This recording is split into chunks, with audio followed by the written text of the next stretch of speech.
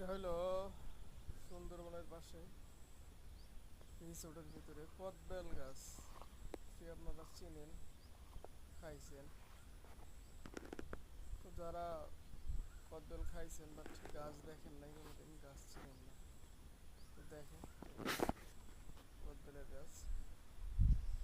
পাতাগুলো ছোট ছোট, এমনি যে আমাদের দেশি ডাল, ওই দেশি ডালের গাছের যে পাতা, ওই পাতার সাথে এই পাতার সাথে কোনো মিলই নাই। ওই গাছের সাথে এই গাছের কোনো মিল নেই। গাছ আলাদা, পাতাও আলাদা।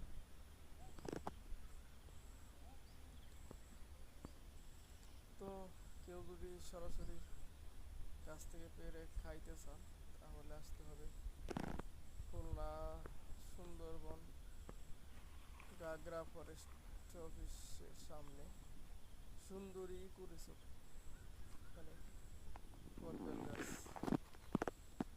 আছে অনেকগুলো।